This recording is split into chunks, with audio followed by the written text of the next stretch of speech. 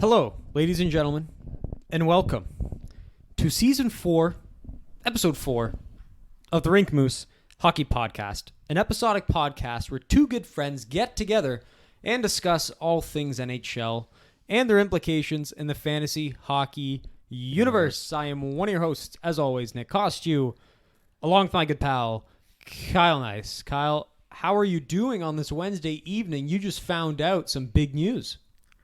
Oh my God, I did. No, we were. You forgot already. I did. I honestly forgot. No, it's huge news. Big thank you to you and obviously Kat as well. Dell and I are going to a Rangers game. Leafs-Rangers tomorrow at 7 p.m. We're going to a Rangers game. Well, yeah, that's the way I see it these days. So I'll get to see Laugh number 2. Mm-hmm. And we'll get to laugh. We'll get to laugh a little later on because he's in my hot seat at the moment, which is not somewhere I wanted him to be. But who knows? Maybe my presence at this game will reignite his spirit, and we'll go from there. But I'm super thrilled. It'll be my second NHL game this year, and it'll be the third one in December.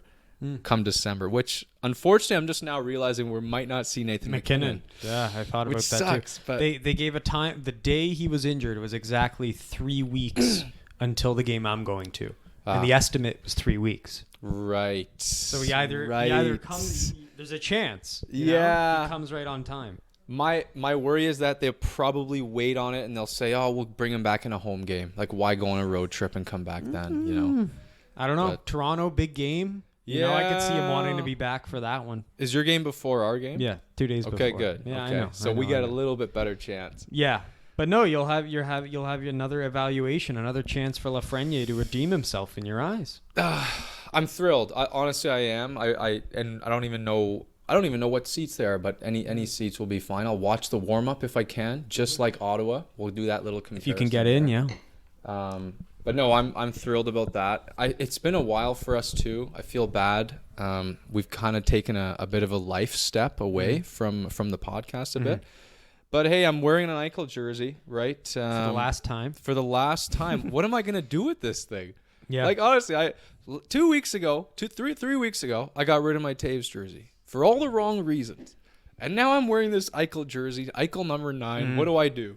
Do I take a blowtorch to the back of it and try to strip the Eichel name away? Yeah. Like, what are my options here? Who's number 9 on... I guess here I had this thought. Peyton Krebs is probably going to be number 9 on Buffalo because he wore 9 in Vegas. So if you're a Peyton Krebs fan, you could potentially change the name and have yourself a Peyton Krebs jersey. Okay, so Peyton Krebs aside, let me ask you this. Does this jersey in any way, and this will be another topic that I get into on the Eichel segment, does this jersey hold any water at a pond? The Eichel number 9, does it hold any water at all? I don't think so. I don't think so either. It's just such a dud now. It's just a dud. It's the way, and I guess this is a nice segue into our opening segment here, the lead, brought to you by MGD, Miller Genuine Draft. And Budweiser. It's I think it wrapped up in about as poor a way possible if you're a Buffalo fan, you know? Like what a sour note to go off on. A guy who quits on the franchise, doesn't no longer has faith in the vision of the team, the trajectory of the team, doesn't want to be along for it, and straight up goes to management, goes to ownership and says, I don't want to be here. Like, honestly just says, I don't want to be here. Right. And frankly, if that's the way it closed out, I don't think that jersey should hold any clout on a pond. You know? No, Jerseys exactly. on the pond are meant to be the legends of the game, the guys who succeeded the franchises, the ones who brought them to cups. Yeah. This is not that. You know? And in fact, this guy is like, I'm actively rooting against this guy now. This guy... But you're a Vegas guy. This guy is the Kevin Durant of the NHL. Wow. He's like, I can't win. I can't win with this team. I'm just going to whine and whine and whine. And then one day I'm just going to sign with the loaded team, the Golden State Warriors, and I'm going to finally win it all. Right. And that seems like the kind of thing he's doing, you know? Right. I'm going somewhere warm, somewhere they're going to treat me like a king, which they did with the whole limo thing. Sure. And somewhere I got a real shot at winning here. And that's what happened. Yeah. You come on. I know Calgary was in the discussion and we can get to them. Yeah. But do you think on the inside he was actively rooting, "Oh, Calgary. I'd be down for Calgary." I don't think so. No, gosh, he had no. Vegas on his mind from the get-go. Oh, yeah. And I think Elliot Friedman said that. So in a long-winded way, no, that you cannot wear that to a pond. No, that's the thing. It's either being shipped off or altered because... You got it out of Winners, so it's not like you lost much, you know? No, exactly. I got it for $45. But yeah, you know what? You shed light on that little comment that Jack made when the Buffalo Sabres mentioned they were thinking of doing a retool or rebuild right before the whole Taylor Hall signing and that kind of thing. And Eichel just went up to management and said, "Hey, listen, guys, I'm not on board with this." My question is, and it's kind of an on-the-spot question, but can you think of another star player who's gone through a similar situation and either A, done the same thing, or B, waited it out and been patient? Because let's be honest, Buffalo has faced unprecedented failure since he was drafted.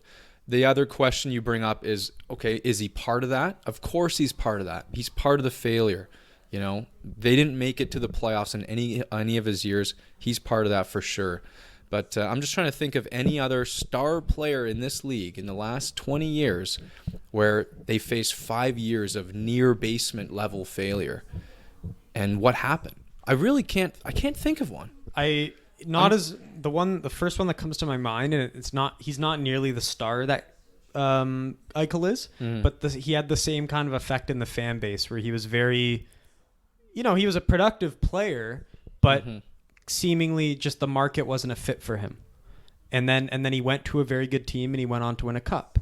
And it's a local town, local flavor. And you might laugh, and again, not as good as Eichel. Phil Kessel. Okay. Right? Yeah. He was when Phil Kessel came to Toronto, that was supposed to be a big deal, you know? Right. Like very good player. He's going to put up 40 goals, you know? Yeah. Those years with the Leafs were awful, right? Yeah. Just failures. They were the dark days, the nothing Dion but Phaneuf failure. days. Yeah. Right? Hard to watch. And it's just this weird relationship with the fan base, like really productive player, but hot dog, doesn't want to be here, you know? And you kind of knew you weren't winning with this guy. You kind of knew, yeah. And it was only a matter of time. Right. And then they ship him off. Instant fit with Pittsburgh. Yeah. Two cups. So maybe this is that same trajectory. I can't think of. You're putting me on the spot here. I know. I can probably think of a better one, but that's just the one that comes to because you have my to mind. think like how many teams have been losers like the Sabres, and there's not many. The Leafs are one of them. And then having a star for that long. So that kind of leads me into my next. Taylor Hall's another one, but sure. He really dropped off. But he was an MVP. You know. That's MVP. right. That's right. Now, I guess you could. That would be a fair question if the Edmonton Oilers of the 2010s to 2015, they were a gong show. If you were to tell me that a Taylor Hall or even a Jordan Eberle in a lesser extent came to management and demanded a trade like Eichel did and said, "Hey, I'm not on board with this," then I would have been surprised. But I don't think they did that, to my knowledge. I think Taylor Hall was shipped out organically, and that was just a product of wanting a defenseman. So it's an unprecedented situation in that sense, and it's just, there's a lot of just nuance to this and uniqueness to it in general. But so we'll go over the deal here because we didn't do that. Jack Eichel. This is what the Knights receive in the Eichel trade. They get Eichel and a conditional third-round pick. The Sabres get Alex Tuch, Peyton Krebs, and conditional draft picks. These are the conditions. If Vegas's first-round draft pick in 2022 is not a top 10 pick, following the draft lottery, Vegas will transfer its own first-round pick in the 2022 NHL draft and its own second-round pick in the 2023 NHL draft to Buffalo. Buffalo will then transfer its own third-round pick in the 2023 NHL draft to Vegas. And the other stipulation, if Vegas's first-round pick in 2022 is a top 10 pick following the draft lottery, Vegas will transfer its own first-round pick in the 2023 NHL draft and its own second-round pick in the 2024 NHL draft to Buffalo, while Buffalo will transfer its own third-round pick in the 2024 NHL draft to Vegas. That's a lot to wrap your head around, is it not? As we adjust our camera here, given we are on YouTube yet again. Yeah, so there you go. It's a mouthful to hear, and to me, what I take from that is the pick is top 10 protected in 2022, and to me, that's where Buffalo gets fleeced. They get rinsed on this deal in that sense. I don't like the fact that it's top 10 protected, because let's be honest, this is going to be the only year that Vegas could potentially finish in the bottom 10. And I think that, you have the star player, you have the Jack Eichel of the deal, which is a ridiculous. That. Okay, but that's ridiculous. Vegas finishing in the. Hey, it could happen. Okay, all these injuries, you never know. Like it could happen, but yeah, it's just one of those stipulations where it's like you just look like a little bit of a clown coming out with that top 10 protected, not in your favor. Outside of that, to me, this is a mediocre return. I'm sorry, I'm shocked this was the best. You liked it at first. It's on the Rink Moose Twitter. I liked it. I only like it from the Buffalo Sabres perspective because I like the Buffalo Sabres outlook. The deal in a vacuum, not considering everything else. I mean, we have to because I'll be honest with you, the 2022 NHL draft has waned on me a little bit. It hasn't been the star power draft I imagined it would be. Things are moving a lot in that draft. I don't know what Peyton Krebs is yet. He's still trying to find his footing in the AHL in Rochester. I love Alex Tuch. I think Alex Tuch is going to be a huge loss for Vegas, to be completely honest. When I was watching Alex Tuch in the playoffs last year, he was a standout player. Versus Montreal, I would have taken Alex Tuch over Mark Stone any day of the week. He was lights out. He was like a Josh Anderson out there. So they're going to miss him big time. But the thing for me, for Buffalo, what I wanted was that true blue chip prospect. I just don't know if Krebs is that guy. I don't know. You might have a different opinion on that. I just don't know if Krebs is that bona fide. This guy's likely going to be a first line player. That's what I'm getting at. No, yeah. Like if you trade Jack Eichel, and we prognosticated about this before the trade, right? It's either got to be like high picks, like really high picks, or blue chip star prospects. Yeah. And when we say blue chip stars prospects, we're talking Bo and Byram. Exactly. We're talking a top 10 caliber. Top 2 defenseman or a top line center. Correct. And Krebs might not be that. I know his comparison of the draft was Ryan O'Reilly. That's what got me excited. But if that's your peak, if Ryan O'Reilly's your peak, like the absolute highest attainable player you can get, a guy who's only going to get 65 points a year? Yeah. I don't know. Right. And he's a cup winner, and I think they'd be thrilled if Krebs is O'Reilly. They'd be thrilled. But that's best case scenario. I think that's best case scenario. I don't know. I look at Krebs and I don't see a dynamic standout quality. Except he's got a great character. He's got a great motor. I think he's two-way game for the culture. For the culture in Buffalo, which I think is going to be just as important as anything. Yeah. This is a great step. Yeah. I'm wildly interested in the Cousins-Krebs connection because you're going back to the WHL draft in 2019, all that kind of stuff. I love that about it. World Junior connection as well. But that's maybe where Buffalo's failing is not getting that blue chip. Which, And lots of people would argue, as much as you like Alex Tuch, for a guy who, you just saw him in the playoffs. For a guy who watched Vegas all regular season, Alex Tuch was a third-line player all year. Sure. He was, yeah. You can't deny it. Yeah. So in a small vacuum in the playoffs, was he great? Sure. He was elevated to the top line in the playoffs, yes. But... Yeah. Throughout the whole year, he was a third line guy who had a great motor. He was a good energy guy. He's like Zach Hyman. Right. Right. Alex Tuch is like Zach Hyman, which is extremely valuable. Yeah. But extremely again, valuable. is it Eichel worthy in a trade? No, you're getting Zach Hyman You're getting at his best Ryan O'Reilly, and what a first, and it's likely going to be what, like a 25th or whatever, 25. You know? So I agree with you. Buffalo didn't get what they wanted, but it sounds like it was all they could get. And that being said, it's not a bad return. Like I don't want to mix it up and say it's a bad return. It's a fairly decent return. But then it just kind of makes you wonder, couldn't you have done this a little earlier? You know, like that's what kind of bugs people, and I totally get that. But what I want to turn to is the Buffalo Sabres outlook in general. And you know I'm very passionate about this particular fact. We can talk about the Sabres, the Knights, and the Calgary. Yeah, sure. I mean, so Buffalo's now got, obviously, Krebs marinating. They sent him right to the AHL, which I think was a fantastic move. The Buffalo Sabres themselves are now starting to plummet like we thought they would. They're coming back down to earth after that great start. But I want to highlight my boy Jack Quinn here. I got to take this right on the chest and say, you know, I called this guy as soon as they drafted him. He's going to be a great player. This guy is basically leading the AHL in goal scoring and points. He's got 16 points in 11 games. Good. Which is fantastic. It translates to an excellent NHL projection. The best thing about, and I'm watching all the highlights, he looks like what he did in his draft year. Like, people have kept saying, is this guy a one-hit wonder? His rookie year in the OHL wasn't anything to sniff at, and he was playing. The big news was, he's second line behind Rossi. You know, he's facing second defenseman pairings. Like, we don't know what this guy is, late bloomer.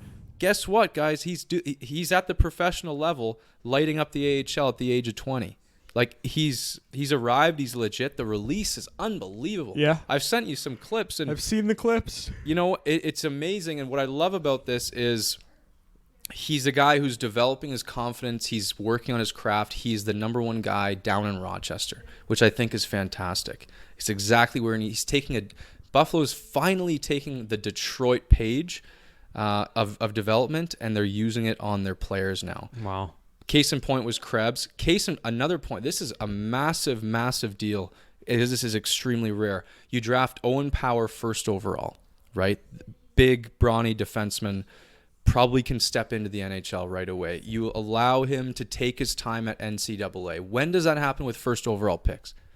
It's almost never happened in the last decade. Almost never happened. We let this guy go back to NCAA to play on a stacked University of Michigan team. He's got 18 points in 12 games. Last year, do you know how many points he had last year in total as the number one overall pick defenseman in the NCAA? Total points. 18? 16. He's already passed it.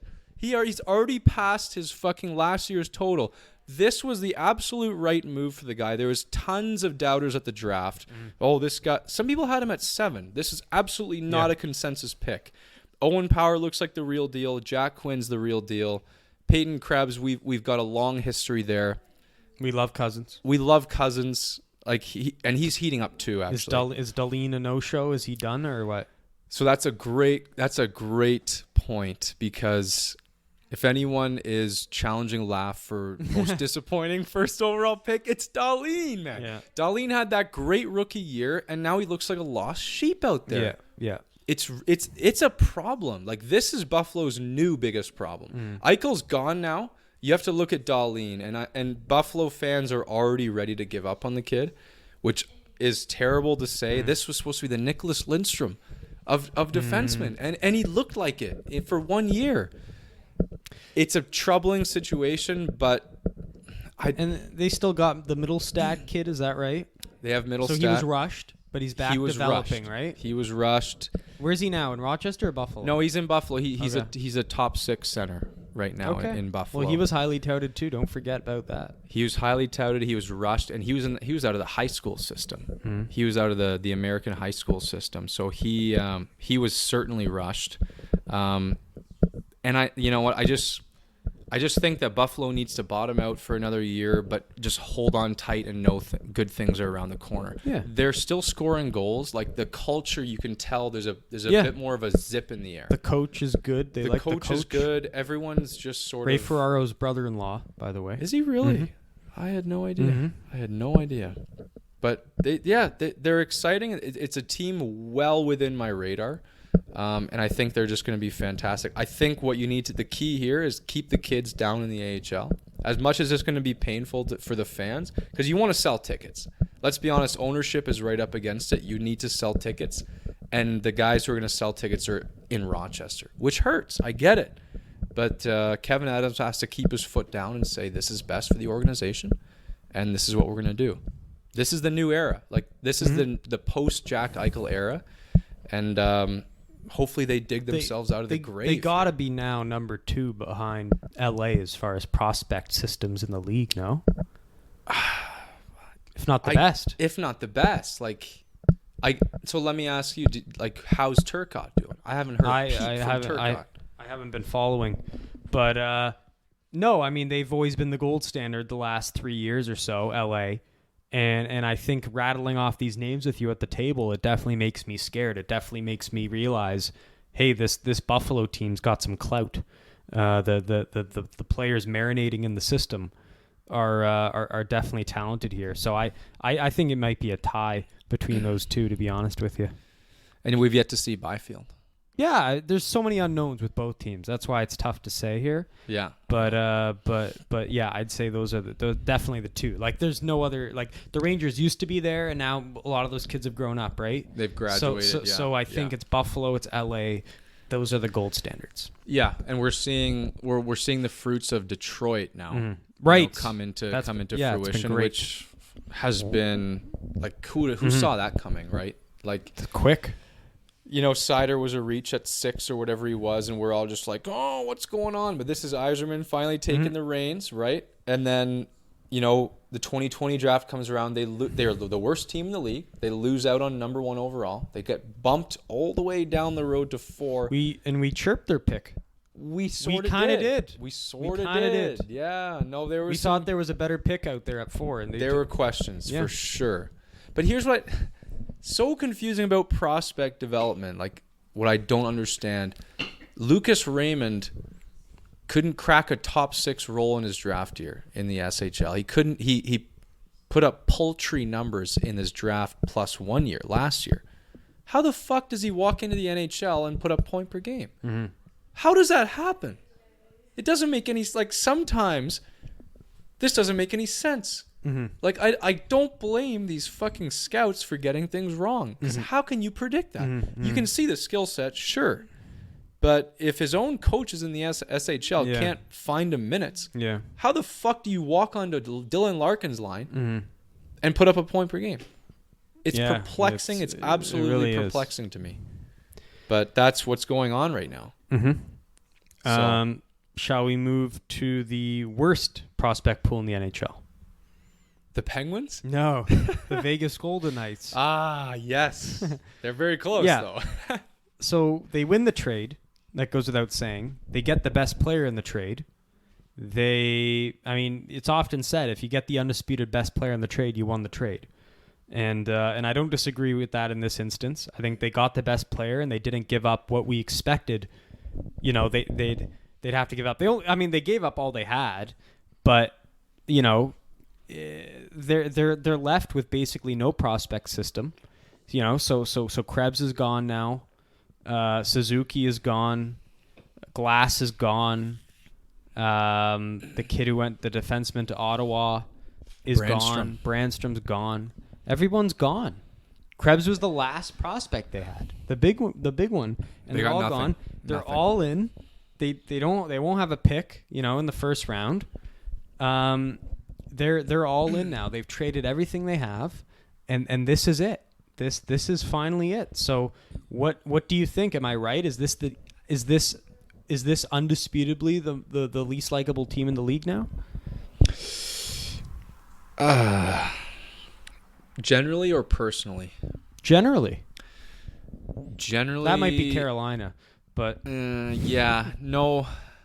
Generally, yes, because what we've seen from them is a lack of loyalty. That's been the storyline behind Vegas. Like, when you get there, you're treated like gold, but then you're shipped out willy-nilly, no loyalty whatsoever. And then they're also the team that came in and got maybe more than they deserved too early. So, and then you've got this Jack Eichel character who, you know, you and I may have our qualms with. Murph. Yeah. So, I mean, they're unlikable, sure, but you know, they're intriguing for sure. Like they're not unlikable in the sense that they're like Arizona, where I just have no interest in watching them. I'm truly fascinated with this team. Well, you're more fascinated now. You're an Eichel fanboy. Absolutely. So you're gonna stay up and watch these Vegas games. I'm gonna when he comes back. I'm tuning in. Yeah, you're tuning in. I'm tuning in. You're staying up at 10:30 to watch a 10:37 puck drop. So that's pushing it. I'm just saying that's the only way to see the Eichel now. I know. Yeah. And so what do you expect? Is it going to be a perfect marriage? Is he going to take over on that top power play and get his spot, and he's just going to fucking distribute the puck and look good? Or is it going to take some time? Or him and Pete DeBoer going to get in some yelling matches? What do you think is going to happen? To be completely honest, I think he's going to fit right in. And he's going to be a star. Wow. I really do. I think he's going to walk onto that team and be like, I'm playing with Mark Stone. That's pretty good. And I think, like, okay, like rustiness aside, he's going to be a bit rusty, but I'm saying 10 games in, he's going to be a star. He's going to be like primetime Vegas. He's going to be on the Vegas Strip. Him on one side of the power play and Pacioretty on the other side. Two great releases there. You're going to have Mark Stone kind of as your Bergeron in the middle. Yeah. You're going to have Shea Theodore running the point.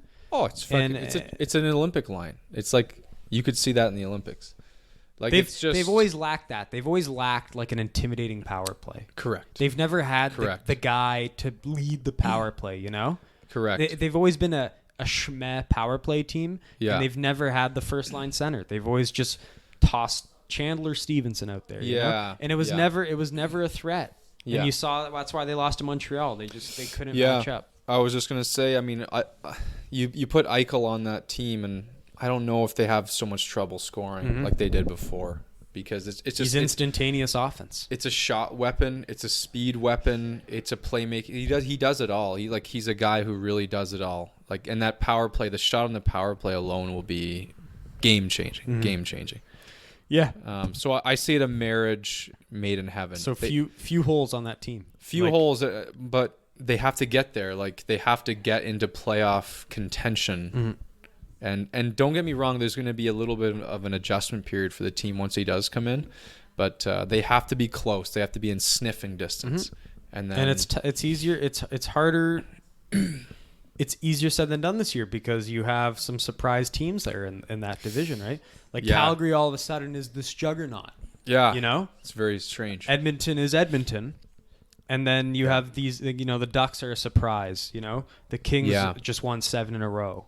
There's going to be they're not in playoffs. They're not in a playoff spot right now. As of right now, Vegas is not in a playoff spot. One of the California teams is gonna make it, bar none. Absolutely, for sure. So yeah, they've got their work cut out for them, and they better start. They better get going here because you lost Alex Tuck. Mark Stone's out till I don't know when. And Leonard hasn't looked like a Vezina Exactly. candidate. They have very few holes, like defense. And now the forwards, it's basically like holeless. Yeah. But the goaltending is probably the biggest flaw. Right. You lose Fleury, you don't have a cushion. Right. And if Leonard falters, which he hasn't been great, and I've never been a Leonard believer, you're not going to win. Who is their backup? Laurent Brossoit. Okay. Yeah. He's played a couple games this year. Competent backup. He's been okay. Yeah. But competent backup, but like that's all he is. He's a backup. Yes, he is. He's not there to split starts, you know? Yeah. So that's their hole. I don't know if they'll address it or not. There's few things they can do because you're so handcuffed with salary, right? Yeah. Like when Eichel comes back, they're gonna have to do something because right now he's not on their payroll because I guess he's on LTIR or whatever. Yeah, and we should give the update. He did have the surgery. Surgery went great. Get this, the surgery took an hour. Wow. All this talk. Surgery took an hour. He walked out. Like, what the fuck is that? That's insane. Unbelievable. But yeah, the surgery took, and he'll be on the ice in December. Literally, hopefully back in March. Is that right? Correct. Okay. On the ice in December, not ready for game time until somewhere around the Olympic break. People were speculating, oh, he'll be back. He's not going to the Olympics. It's a ridiculous notion. Mm-hmm. But hopefully when the Olympics are done and NHL resumes, that's when we're targeting a return. Hopefully. What a night that'll be. That'll be a big night, and we'll be tuning in, and it'll be great. Yeah. So. Okay. And the final team, Calgary Flames, the runner-ups. How much did you buy into this narrative? Did you believe it for a second or no? No, it came out of nowhere. It was random as hell. I don't see the fit. I don't believe the narrative. No, I think that was like a Buffalo media member spraying things up. Because if whenever you make a final deal with a team, that other team has to believe there's another team fighting for this player, or else there's no way to drive the price up. I think Calgary was just that scapegoat. I don't buy that at all. Yeah. But hey, it would have been nice for them to get. No, I don't know. Like, would it have been nice to get Matthew Tkachuk? It just makes no sense. The deal made no sense. Calgary's never been a top prospect team. No, they've always had a middling prospect pool. If you don't have great prospects and you're considered a playoff team that's not really going to have a bottom pick, what are you giving up? Yeah. And in this case, the rumor was Tkachuk, but right. Why would you give up? Why would you give up like the face of your franchise? You know? And does it make sense for Buffalo timing wise? I think I'd rather have a good prospect and a first rounder if I'm in the Buffalo Sabres position. So, yeah, that didn't make any sense. But on that note, we'll take a quick break. We'll get our refreshments, and we'll be back in just a jiff. Camera? Yeah. Just let the recording run. I'll just go back. It somehow says it's fucking card full, but the fucking card is not fucking full.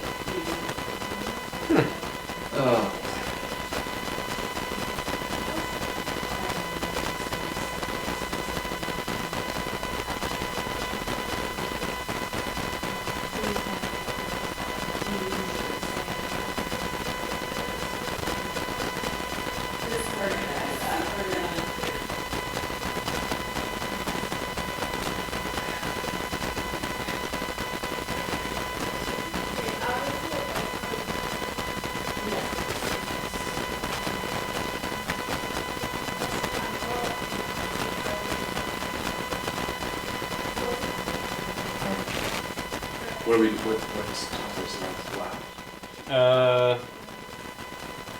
McDavid goal or Jeremy Colliton fired? Laugh and Shane and later after that. Then this situation exists where this might run out of juice. Memory. Oh, right. Yeah. So you're saying whatever you want to get, whatever one you might make for good video content done right now. So maybe laugh? Let's do laugh. Okay.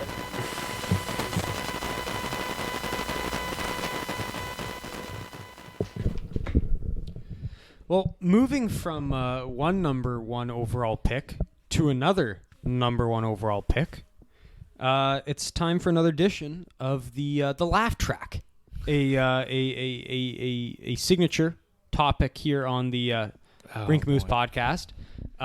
Huge news in our fantasy pool. You have formally, officially given up on your star. Your keeper, one of your three keepers, is no longer on your team. The untouchable pillar that was Alexis Lafreniere is now sitting in the waiver wire with 5 points this year. So explain what went wrong. What was the thought process? What the hell is going on here? What can I say? What can I say to defend this character? Here's what bugs me the most. So let me get into the play. First of all, I've watched almost every Rangers game this year. Kept him as a fucking 7th rounder. I was really jazzed up to see how he had improved. And I kid you not, He has absolutely taken a step back this year. From his rookie year, he has absolutely taken a step back. And what does that tell me? And I love the kid to death. Don't get me wrong. I want nothing but success for the guy. But when you look at the play, first of all, you can look at the stats. Anyone can look at the stats and say, this is not good. He's on a worse point per game pace than last year. And then you look at the actual game. So now I'm using the eye test. And I sent this to you guys a couple weeks ago. He has not created a goal for this team all year in like 15 games. All of his goals, he's got 5 of them, have been tap-in goals. All created by either luck or the play of another. That Montreal goal is a good example. I saw the one last night, a couple nights ago. It's just a garbage goal. It was sitting on the line. Exactly. So he's tapped in 5 goals, which maybe shows a bit of hockey sense to be in the right place and the whatever. Sure. He's got 1 assist, Nick. This is the top playmaker of the draft. Some would say generational hockey sense. How do you have 1 assist and it's a secondary assist? He's on the 4th line. He's on the 3rd line. He's playing bottom 6 minutes. I get that argument. And I'm there for it. Hey, I want the minutes. But he had top line minutes from the start of the year. He didn't do anything with it. He's not moving his feet. He's more scared than ever. He's more scared than when we watched him in his rookie fucking first game. In his first game last year, you came over and I saw good things. Yeah. For those first 5 games, I saw good things. He looked like this resembles the player from junior, right? There's nothing, I cannot see a shred of that player. There's no confidence. He's playing like a scared little boy. Maybe the pressure's getting to him. There's no instinct out there whatsoever. He's not carrying the puck. He's deferring. He's not shooting the puck. He struggles with pace. The pace isn't there. The skating has not improved like it should have over the offseason. The strength, the board battles is something we really complained about last year in our laugh tracks. You guys know this. We've been following this guy for years. The board battles aren't there, right? There's so much going on. There's no point in this season that I have seen him and been like, that's the guy. I have hope again. My passion is reignited. You know what I did today to torture myself? I watched old scouting videos. Our boy Yannick St. Pierre off YouTube. Great follow, by the way. I watched old scouting videos and they're telling me this guy's this guy's that, and I see it. But it hasn't showed up. It's not here. Like, I don't know what else you can really do. I have a solution myself personally. No one seems to agree with me online. I don't know if you do, but this guy needs to be in the AHL. This guy, he cannot be in this league. Like, you're not earning top minutes. When you do get top minutes, you're not doing anything with it. It's a confidence issue first and foremost.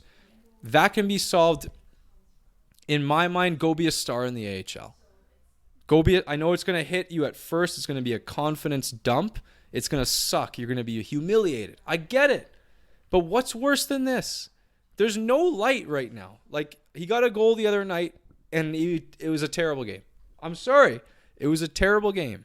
So I don't see the end in sight here. Like, it's not looking good. People are starting to adjust their projections. That's happening now. People are now like, oh, this guy might be a middle 6 forward. Can you believe that? Yeah. After all we went through? After comparing him to who's better, him or Byfield. Can you believe that? Yeah. And you're seeing guys around him in his draft class. Like, Dawson Mercer looks like a fantastic player. Well, how does that make sense? He wasn't even in the same stratosphere. And Dawson Mercer looks like a genius on the ice. I think you're onto something. I think he needs to be uncomfortable. I think he needs to be put in an uncomfortable situation. No more New York. No more Madison Square Garden. No more nice condo. We're bringing you the AHL. Yes. You're going to play top minutes. You're not going to play 9 minutes a night because Gerard Gallant's job's on the line every single night. And there's going to be no pressure on the team success. Just you thrive. You be a star. Yes. Be what you have to be. Honestly, I think that's probably the solution here. It just, he's so far in. Like, is there precedent for a first round pick who stayed a whole year?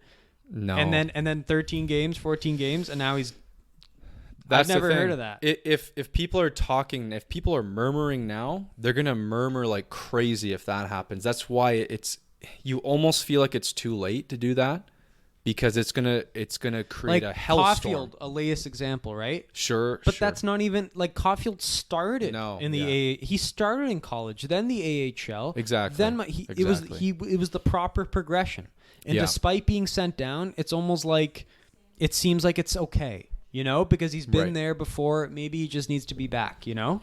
Whereas Laf, it would be like there's no precedent. There just isn't. The second big problem. So all that is one problem. The second big problem, I question what happened over the summer. I really do. I looked up and down. I turned over every rock. What has this guy done over the summer? Because what he should have done, logically, you and I could have fucking figured this out. Hire the best skating coach in the fucking planet and work on your skating all summer. And then if you want to top it all off, maybe move out east to Nova Scotia to hang out with Sid and Nate and the boys. I didn't find him in any NHL training rink, anything like that. I scour this kind of stuff all the time. So that has me questioning, what were you doing over the summer, work ethic issues, whatever.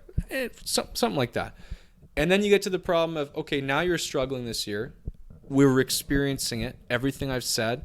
And you're still joking around in interviews, and you're still being this happy, laughing jokester. You're still making funny noises at Keandre Miller as he's walking by, and which it's cute, it's funny. It's not time to be cute and funny anymore. It's bad. Yeah. Things aren't looking good right now. You need to just become a professional. Yeah. I don't think he's a professional. I really don't. No. Like right now, if he were a professional, he would have fucking locked right into what he needed to do over the summer. You would have seen noticeable changes. And he dropped the fuck... You can have fun, but drop the act. Don't make funny noises in the fucking interview. Like, drop the act. You know? Maybe that's why Gallant doesn't like him. Well, does Gallant not like him? Is that now a reality? Well, when the reporters are questioning him at interviews, he's yelling back at the reporters, he's deflecting. Yeah. You know, maybe he's trying to hide something. Maybe he is. And Gallant went on the record to say, kids don't develop in the bottom six. Kids need ice time to develop. It's laughable. He's now with Cheadle and Gauthier. That was the line he started on last year to start the year. They called it the French Canadian line. Or no, they were laughing because Lafreniere and Gauthier speak French, and Cheadle didn't understand what the fuck they were saying. Those were the reports going into Game 1 last year. Right. And we've done a whole 360, whole calendar year later. And Sammy Blais gets injured 2 games ago. I was going to ask, who replaces him? So it's Barclay Goodrow. Right. It's like, so nothing. What's going to give here? Yeah. If it's not the coach on the ice time, if it's not going to be like, okay, you're going to figure it out on the top power play in the top 6, or nothing, or like right now you're in no man's land. You're in the bottom 6 and you're not performing. So what happens? What happens? Like it's frustrating, man. I dropped them in fantasy, which hurt like hell, and there's no hope. Like there's no hope in sight right now. Like show me I haven't seen a flash. I saw flashes in his rookie year. And to be fair, lots of people have been dropping him. I mean, he started like 75% owned, and now he's 41, so he's on the brink of just being waiver fodder. You know, once you're in the 30s, that's basically what you are. So. Yeah, it's a huge fall from grace. I can't say I'm surprised. How can you not be surprised? I'm not surprised. How can you not be surprised? I saw last year I was not impressed with this player in any way possible. There were flashes. There were flashes in the pan, yes. So you think that the next year you would see more flashes at least? Yeah, you'd think so. But it's you describing him, because I haven't watched Rangers games. I can't put myself through that fucking misery. I'll watch tomorrow night because you'll be at the game. But...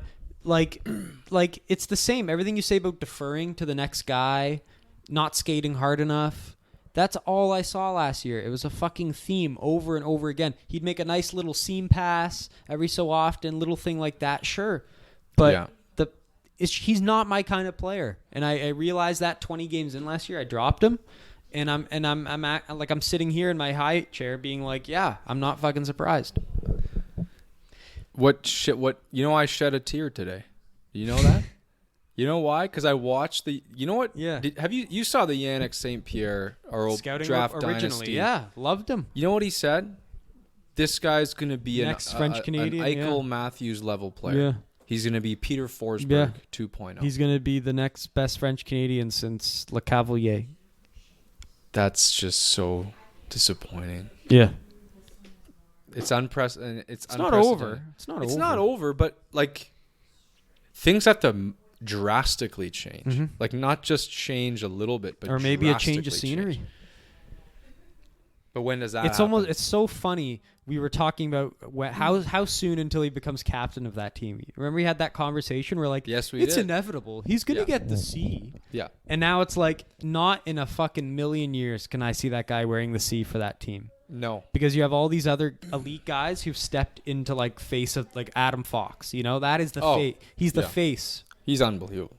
So he's not part of that core. Yeah. And he's not going to be part of that core for the next few years here. You know, Zibanejad re-signed. Panarin's there. Yeah. Fox is there. Kakko's getting more minutes. He's playing in a top 2 role. Yeah. Strome's having a bounce back year. Right? Kreider is playing like a fucking MVP. Man. Yeah. Like, he's an afterthought. I just listed... Keandre Miller is a more valuable commodity on the trade market. I don't agree there. I think... maybe potential. Okay, maybe the mystique. Maybe Keandre has already topped out and Laf's potential's there. But I'm just saying, so far, who's had a more seamless transition in the NHL? It's Keandre. And I'll go further. Every single other player, like in terms of like, when you talk about the phrase translatable skills, none of the skills have translated. Mm-hmm. Zero. You know. You can see, like that's the thing. Who would you can't make this shit up. How can you guess this? You know, it doesn't make any sense to me. But I mean, he is the enigma we call him the enigma for a reason. Yep. Maybe one day he becomes Kucherov. He's outdone himself. Maybe next year he's Kucherov. You know, who fucking knows with this fucking guy? I just don't know what's in that brain of his. It's fascinating. I'd love to know. He is just such a quirk. Yep, and we're gonna keep following him on this segment. Yeah. We will have to, unless he's sent down. Hey, even if he's sent down, you'll follow him. If he goes to the AHL, I'll be thrilled. I'll put my hand up. Yeah. This is great. Yeah. The other thing, Chris Drury. Mm-hmm. How much patience do you think this guy has for what he's seeing?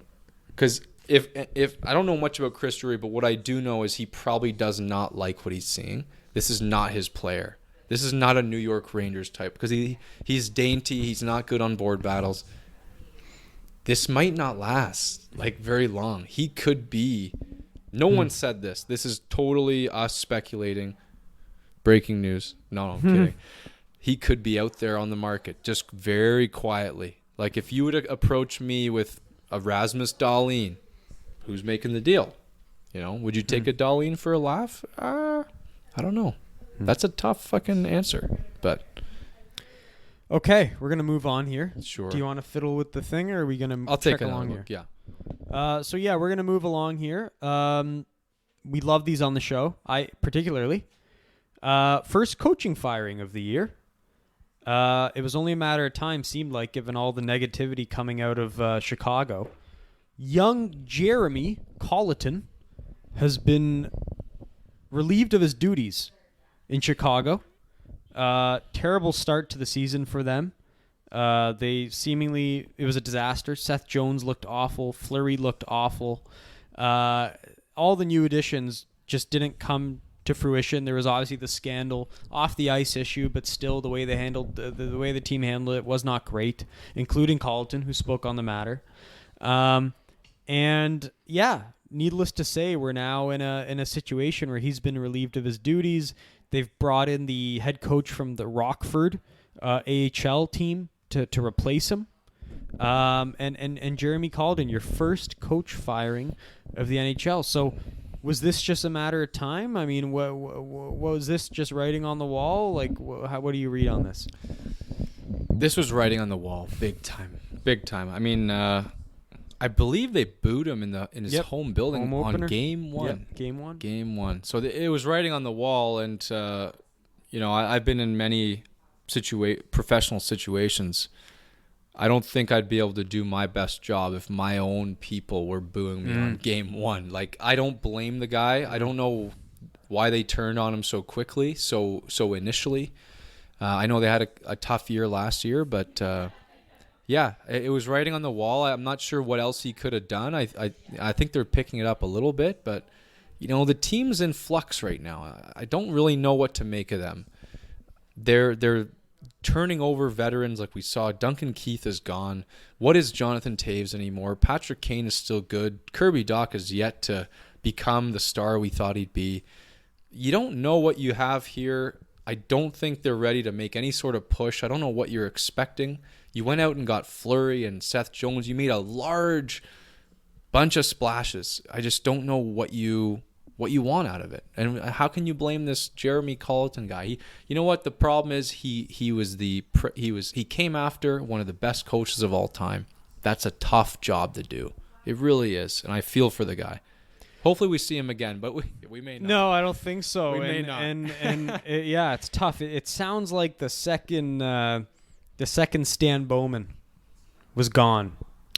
It was writing on the wall. Sure. Like that was his guy. He was Stan's guy. Yeah. Stan's kid, so to speak. And once Stan was gone, no one was going to vouch for this guy anymore. Right. And then the booing from the fans, the ticket sales not going so well, his comments in the media post, John Doe. And that famous moment where he calls a timeout and he hands the clipboard to the players. Right, the whiteboard to the players. Yeah. Oh, that is Not a good classic look. Not a get good me look. the fuck out of here moment. That is amazing. He knew, yeah. It's like he knew in that moment. So he's like, I'm not fucking doing it. Yeah.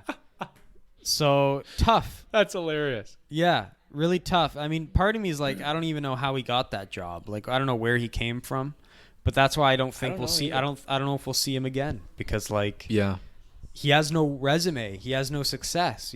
He's not like one of these veterans like Bruce Boudreau you fire and then he just takes over. Yeah, he's getting another job. Exactly.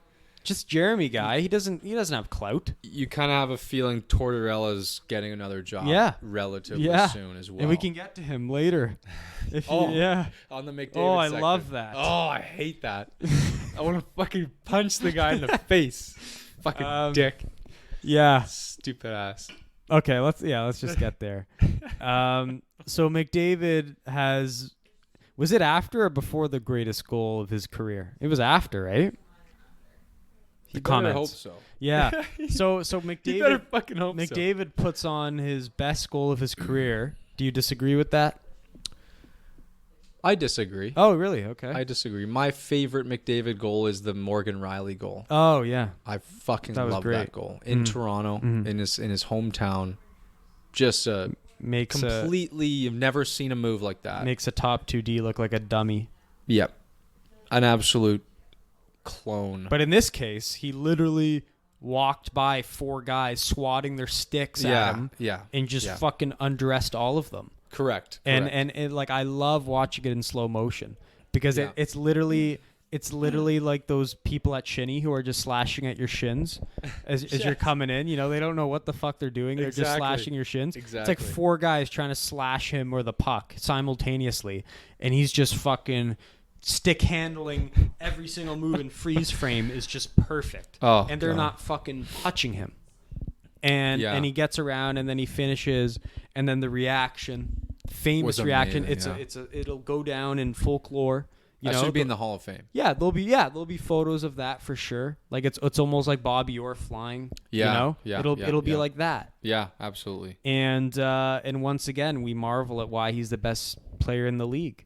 So he puts on this amazing goal, and then Torts has the fucking cojones to come out on ESPN, like his new favorite gig.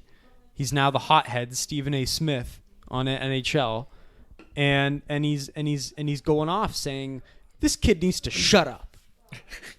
Just shut up already. Oh my god.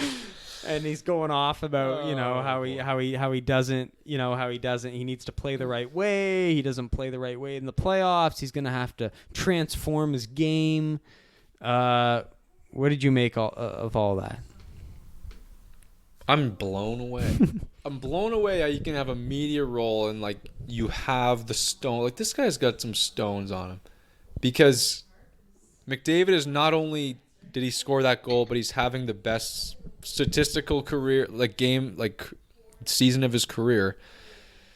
And we all know the documented, honestly, bullshit history of his history in the playoffs in the last 2 years. He didn't get a single call in 2 years in a row in the playoffs. 2 years, he didn't get a call against him.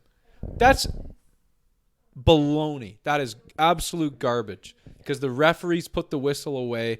Guys are riding his fucking back all over the place, slashing, doing all this stuff.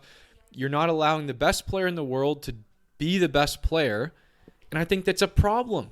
And you, John Tortorella, are just telling McDavid to fucking man up. Like, that's essentially what he's saying. Man up and deal with it. Mm-hmm. Like, get fucking real. I want to see this goal in the playoffs. That's what I want to see as a fan, as a fan of this game. That's what we need to see. Like, what if he made a statement about the league instead? Like, you know what? I think the league needs to call the rules, Like, what? How about you say something like that? If you think Connor McDavid's doing anything fucking wrong in this life of his, you're fucked. You're fucked. He's a gift from God. And I kid you not, I've said this on the show before, he's the most talented player to ever grace the world. No one's ever been more talented than this. I watched, when I got home from my interview, I watched a bunch of hockey highlights. That's how I unwind. I watched the top 25 McDavid moments. No one's fucking touching this guy in the history of the game. Nobody. So give me more of this guy. Give me deep playoff runs. I don't care what it costs to do it. It made me realize I need to start to take advantage of seeing him live. We need to go. I thought that same thing. Everyone's been talking about that, how of all the teams in the league, which team you need to see live, it's head above shoulders above and beyond everyone else. It's Edmonton. Absolutely. And we got to do better. Nothing's really nothing's really screaming at me as far as local weekend games close to us. But we got to do better. Yeah, we may have to fucking trek out there on a fucking Monday night. Going to the Erie Otters is not enough. Yeah. No. He's you can't live a life we've lived and not seen this guy live. You can't do that. What's crazy is, and again, translatable skills, insane. He's better in the NHL than he ever was in the OHL. That's insane. They were. That's insane. And I love. They were talking about it on Steve Dangle podcast. Apparently, when Gretzky played in your fantasy pools, you couldn't take Gretzky in your fantasy pool because it would be illegal. You'd win the league automatically because he puts up so much more points than everybody else. Mm-hmm. And Dangle was complaining they should have the same thing on McDavid. Right. He should be banned from fantasy. Well, you are the commissioner. No one can own McDavid. You can make that happen. I mean, man. I still don't believe it because the guy who owns McDavid hasn't fucking made the playoffs. Which is so cringy, man. Parody, baby. How do those Moops has Draisaitl? Yeah. Unforgivable that you're not in a top 6 position. Mm-hmm. Unforgivable. You are nothing to me. Yeah. Come on. It's a cheat code, man. He is honestly, and I've to full fault of my own, I haven't tuned into an Edmonton game live to watch this year. It's a mistake. What these guys are doing this year, we thought, it's just the North Division. They're just lighting up the North Division like Matthews. No, they're even better this year. It's insane. I'm blown away. It's crazy to see Leon Draisaitl. He's got more points than McDavid. Yeah. That's incredible. He needs to be talked about almost in the same light. Because he is absolutely incredible. He's got more points than McDavid. And it's the point differential between them two and the rest of the league is you have a bunch of guys at 18, 19, 20, 21, and then you have them at 29 and 23. It's The fuck? And it makes you think, like, say Draisaitl was in another market on any other team. Is he the same stratosphere of player? And I'm not saying that, he gets all his points off McDavid. I'm just saying that maybe talent and otherworldly talent helps bring out that in other players too. Like, I think the fact that they came up together really helped Draisaitl. Like, Draisaitl, if you move him on to another team today, he's still going to be Draisaitl. But I think that is partly because of McDavid. Just greatness breeds greatness, essentially. And Nugent Hopkins is having a brilliant year as well. He's like, it's a fan. Pool party. I would love Pool for party. them. He's doing great too. Yeah, I'd love for the Edmonton Oilers Hyman to fits go like here. a glove. He does. He does. I'm even saying trade Dylan Holloway if you need to solidify a great run this year. Do it. Bouchard. Yes, he's doing great. Get a goaltender, for Christ's sakes. Yeah, that's what they're missing. Get a goaltender. I would trade Dylan Holloway to get a John Gibson. 100% I would. Absolutely. Dylan Holloway in a first for John Gibson, I would do it. I don't know if he has term. I'd like him to have term, but that's your guy. Go for it. That would be incredible. Yeah, no, and it's really been something. They've been the team to watch, and if you haven't been tuning in, you definitely got to start doing so. Okay, and moving on, our last little segment here. Unless we want to get into something else, but I just want to briefly touch on Shane Wright. Last episode, we spoke about our experience, traveling to Ottawa, venturing out there, being disappointed, and he's recently really picked it up. He went from being a 6 points in 6 games guy to now basically having 18 points in 14 games. So a little more respectable, a little more what you expect out of a first round pick. And you look really recently since that game we went to where he was held pointless. Assist, goal and assist, 2 goals, 4 assists. The shot rate, 7 shots, 6 shots, 6 shots, 7 shots, 6 shot. It's all picking up. Face-off wins. He's hovering more around 50%, so to speak. What do you think here? Has he finally found it? I haven't been watching the clips. I'm sure you have. What's changed here? I don't think we're out of the woods yet. That'll be my statement. And I say that because, like, generally, yes, I would be watching the clips if people were posting them. Like, they haven't been post-worthy clips. It just sounds like they've been pretty average run-of-the-mill kind of stuff. And what I'm seeing here is he's had, an assist in each of the last 2 games, but he's been a -2 as well. So the shots are picking up. Things are getting a little bit better, but we're not out of the woods yet, Nick. From all the accounts I've heard, is the OHL is a little bit weak this year. I need to see more than 18 points in 14 games. I need to see.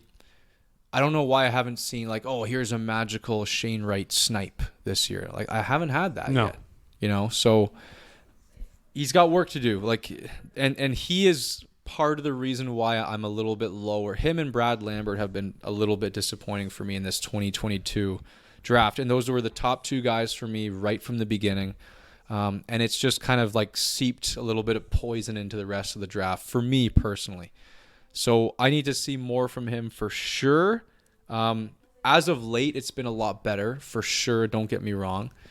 So I think he's kind of finding his stride a little bit. But what's incredible, I say 18 and 14 doesn't sound too bad. What's incredible is that that's not even close to the league leaders. I know if you want to put some perspective on it, where is the number 1 overall pick in the upcoming NHL draft in OHL scoring? He's 10 points behind the leading scorer. Wow. Sasha Pastujov. Right. Of Guelph, who I've never fucking heard of. Right. So he's just to put some perspective, Chromiak's got more points than him. Wow. He doesn't even lead his team in points. Yeah. And obviously That's got to change, right? At this point, I'm already seeing a scouting service not have him number one. Yeah, that is recruits led by Grant McCagg, who's got Kemmel number one, Joachim Kemmel. And who would have fucking saw that coming, right? So, people are starting to wonder, and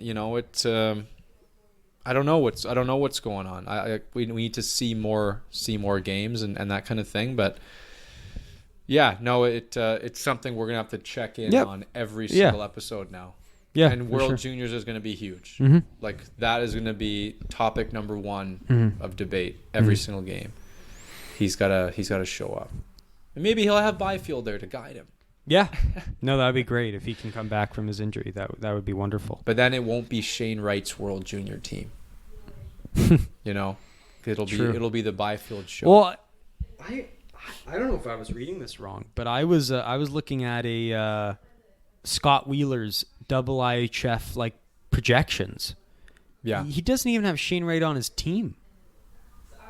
What are you talking about? Shane Wright's not even on his team. How's that possible? Are you sure it's from this year? I'm pretty sure. Come on. I'm telling you. Are you able to pull it up? Yeah. Let me pull it up here. I'm pretty sure I'm not wrong about this, and I was perusing. I'm like, what the hell? Why isn't this guy on the team? I find that incredibly hard to believe. Let's see here. 2003. World Junior 2022 roster projections. Okay.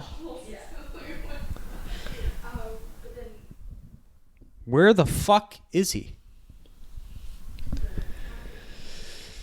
Oh my God.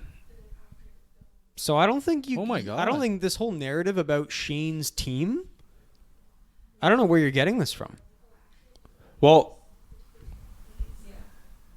if I can just play devil's advocate here, this is assuming that all these NHLers are going. Mm-hmm. Like you've got Jarvis, Sillinger, McTavish. I don't think those are stretches. They're not stretches.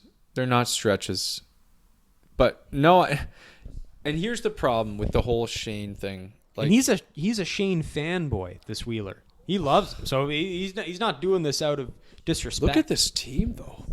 Like, this is a great team. Yeah. This is a great team, and I could not tell you who I would take off. From the center position, you can't take any of these guys off. I'm sorry. Like, what are you going to... But that's the problem. Like, what is Shane Wright? What is the 2022 draft? If you saw Mr. Bumhead himself, Lafreniere, win MVP in his draft year. If Shane Wright doesn't play on this iteration of Team Canada...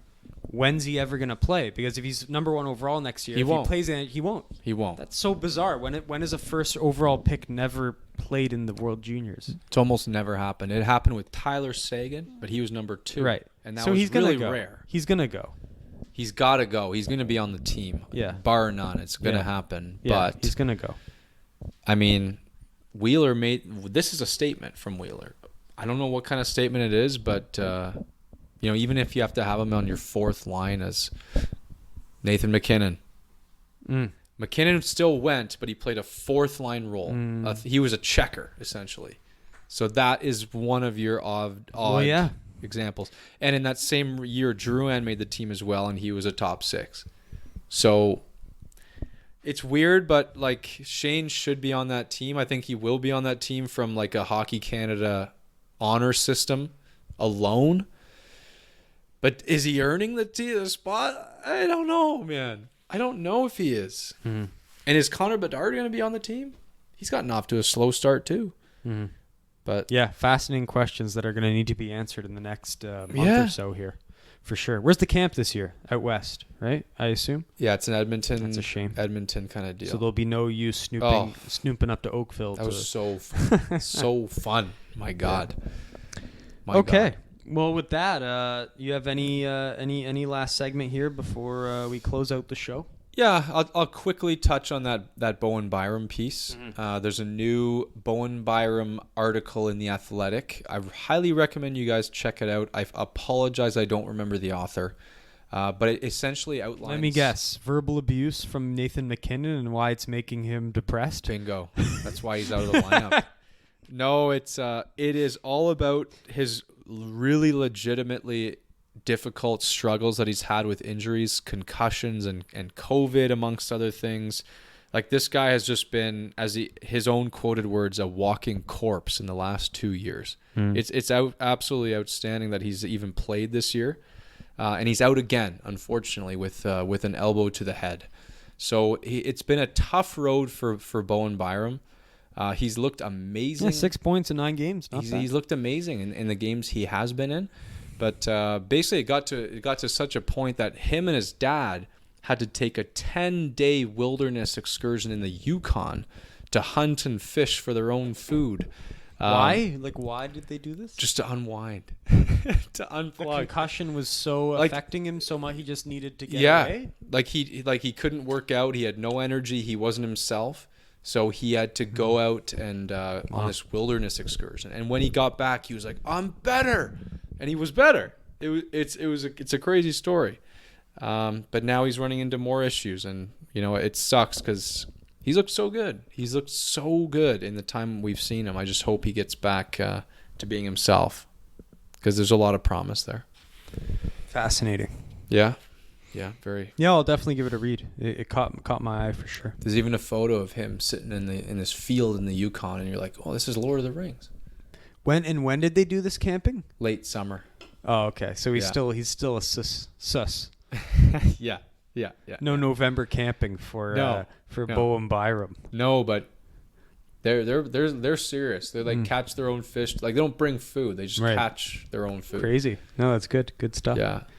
High character. Yeah. Very high. Yeah. Very, once this guy hits the ground and he's running, he's going to be big time on the radar. Even though him and Nathan don't get along so well. Actually, another piece of the story, McKinnon had paid for McKinnon's personal neurologist to work with Bowen Byram. So it's a leadership move right there. Nice. He's like, "See my guy, I'm going to pay for it. He'll help you out. He'll help you get better." And he, by the story as it goes, he really did help. So a little bit of a good guy thing to do. One last thing. It's I want to get into this next episode because it'll be U.S. Thanksgiving, and we can do a rundown of who's disappointing, who's not disappointing as far as teams. But what's going on with Colorado? Why have they kind of had a middling start so far? First of all, 2 games above 500, not very good. I want to start by saying there's zero level of concern. It's at 0 for me. Second of all, they're a team religiously plagued by injuries. That's playing a factor as well. They're getting used to a new goalie in a sense, and you know what? They're just getting used to things. I mean, I'm not too worried at all. It's just they're just getting into the swing of things. Again, 0 level of concern. Their defense has been a little shakier than normal. Girard got off to a really slow start. Makar's been in and out of the lineup like crazy. So once he picks it up, he hasn't been quite himself as of yet. Then they'll be fine. And the goalie hasn't been great? He's been less than I thought he was.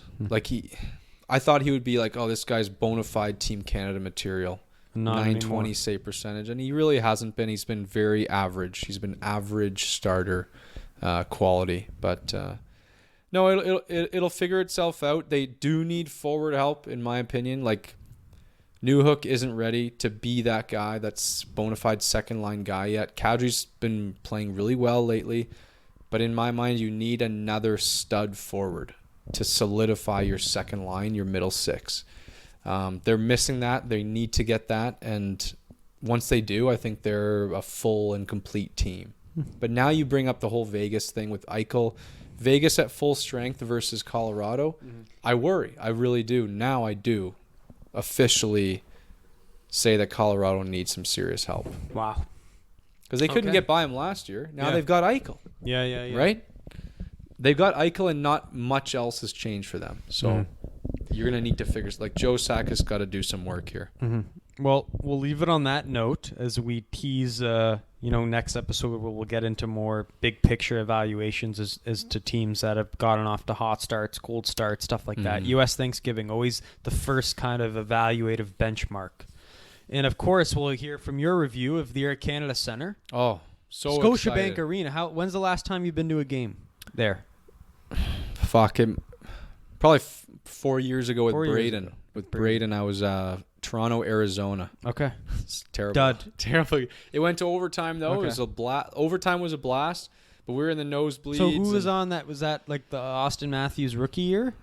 So, it was around that, yeah. It was a time when Braden was gaga for Matthews and Nylander and all these guys. So this will be your second time seeing this new look Leafs live and in Yeah. person. Yeah. Okay. But again, I'll be focused in on the Rangers. I know. But Yeah.